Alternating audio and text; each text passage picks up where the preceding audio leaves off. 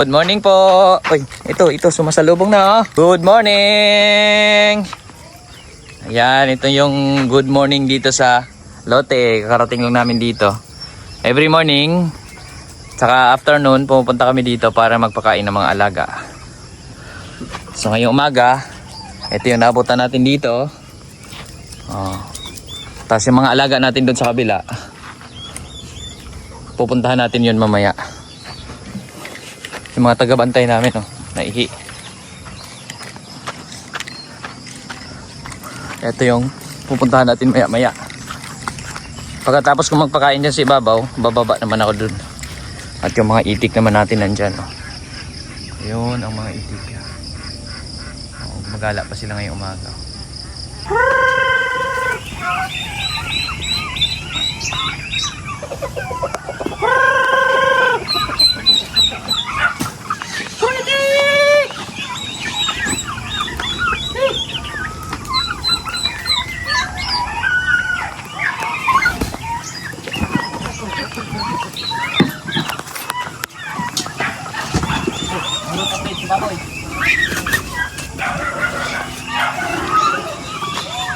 Ngayong umaga po, galing sa pastulan yung mga pabo natin.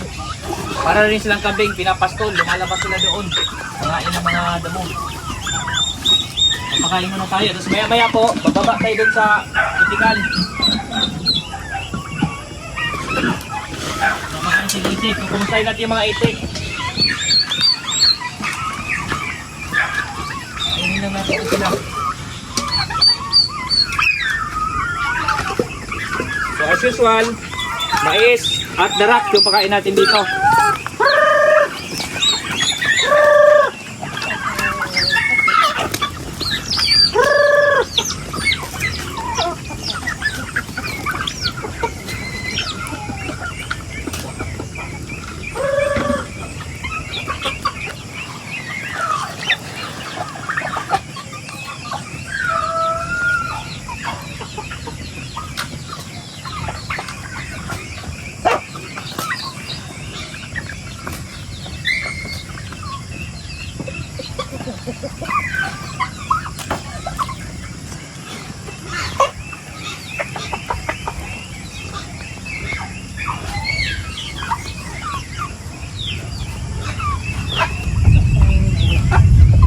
Dito po may mga lalaking itik tayo.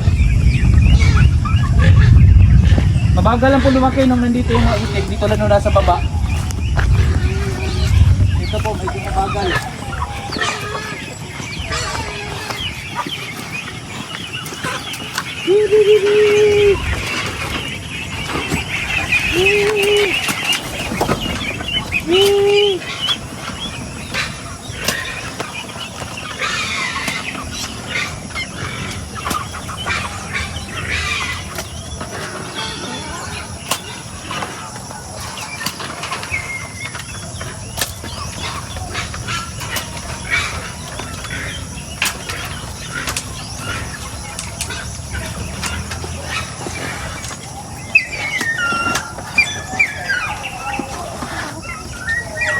Okay, next, baboy naman.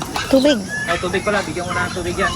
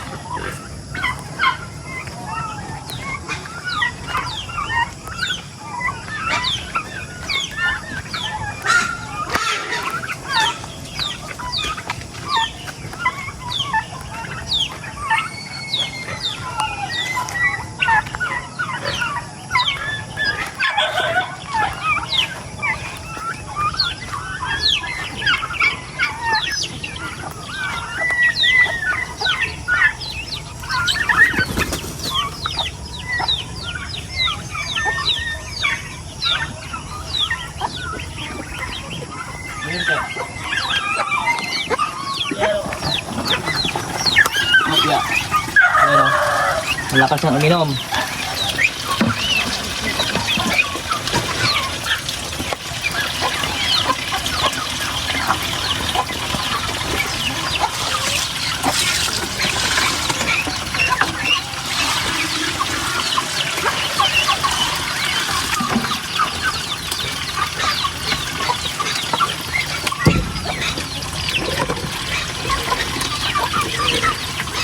manok nakikisali po dyan. Oh.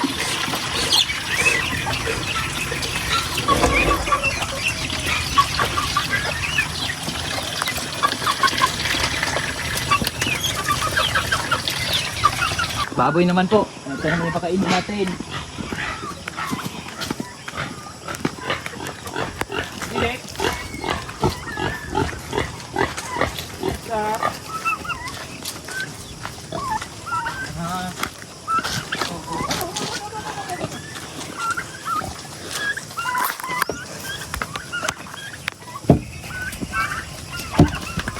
Ilagyan namin ng ganito kasi kahapon nakita ng kapitbahay namin na initan siya ng tanghali. Yan, nilagyan natin ng sunshade.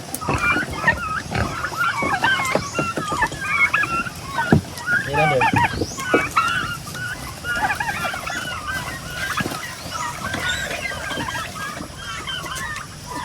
Yung pabo, di natin pinapakain ng page, pero dito po nakikisalo. Oh. Kain pa rin silang page ng baboy. Pero hindi sila masyado makain dito, mas malakas makain ng baboy kasi may tubig. Tikim-tikim lang sila dyan.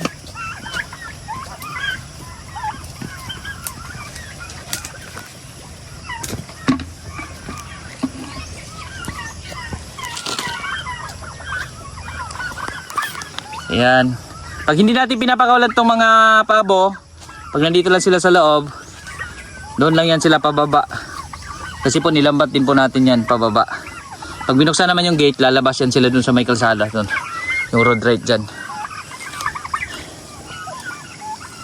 So ayan, yung ating update. Dito sa mga baboy natin sa ibabaw. Ngayon sa baba naman tayo. Doon naman tayo sa itik. Dito naman po tayo sa mga itik natin ngayon. Pababa na naman kami. At tayo ay magpapakain ng itik sa baba. O yun, tingnan nyo yung itik natin sa unahan. Ano sila, mag-antay na sila. Tawagin na natin yan. Bee! Bee! Bee! Bee! Bee! Bee! Bee! Bee! Bee! Bee! Bee! Bee! Bee! Bee!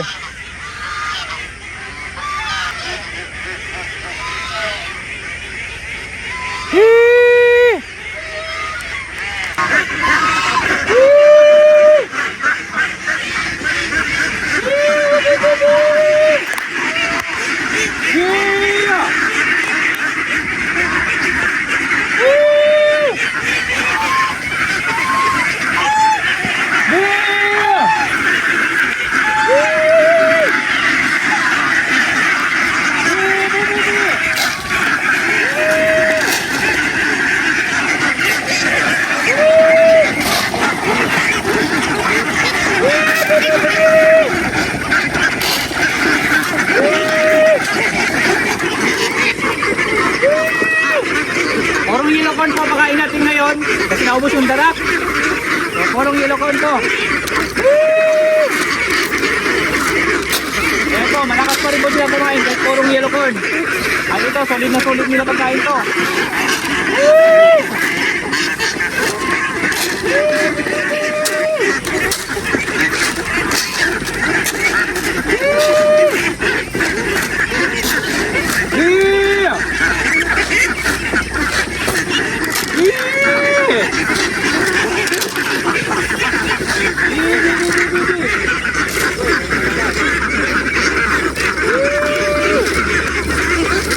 Doon o, sara mo yun.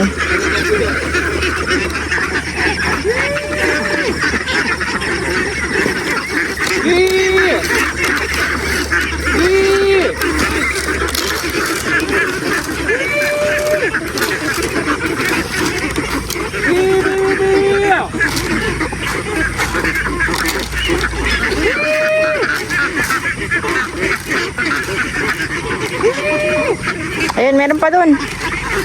Dulo.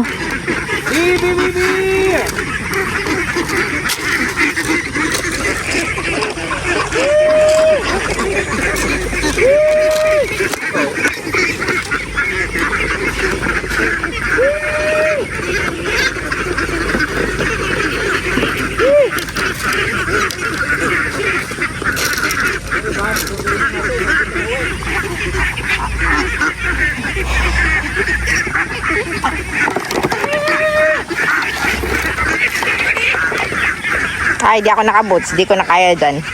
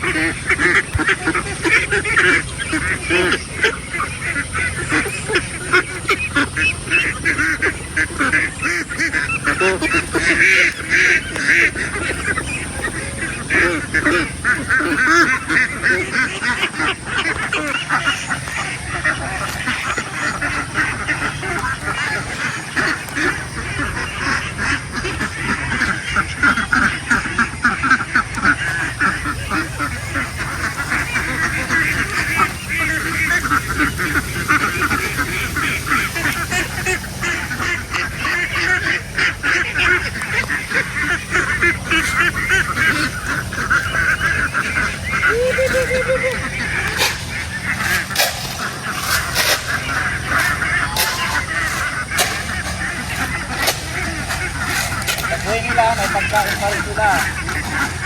Talagyan natin dyan. Ito po yung batch na medyo malalaki na. So plano ko, ikulong na sila para iling mash natin. Ayan, papasok na. Papasukin natin sa loob. Oh, papasukin muna natin to sa loob. Tapos i-repair natin tong housing. Oh, sulod, sulod, sulod. Sulod, sulod, sulod. Sulod, sulod, sulod. Sulod, sulod, sulod.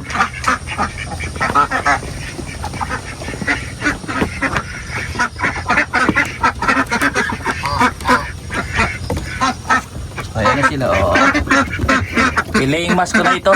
Since may nag-upisa na rin naman itlog para focus na yung pangitlog nila.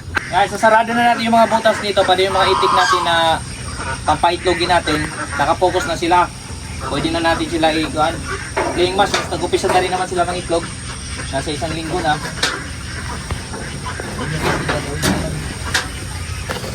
Pero ito since dito namin na sila, kahit konting-konting laying mask muna, tapos mais, ganun yung gagawin ko. Para kahit paano, meron silang nutrients na pampaitlog. Pero hindi natin sasakarin sila. Anak niya.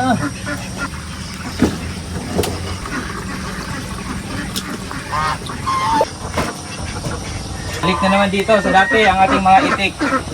Ito yung mga naunang batch. So sinasarado natin sila dito, focus sila para pwede natin sila pakainin ng duck layer feeds. Para mabilis sila mangitlog. Pero ito marami pong lalaki ito eh. Ayan o. Huwag pa sila.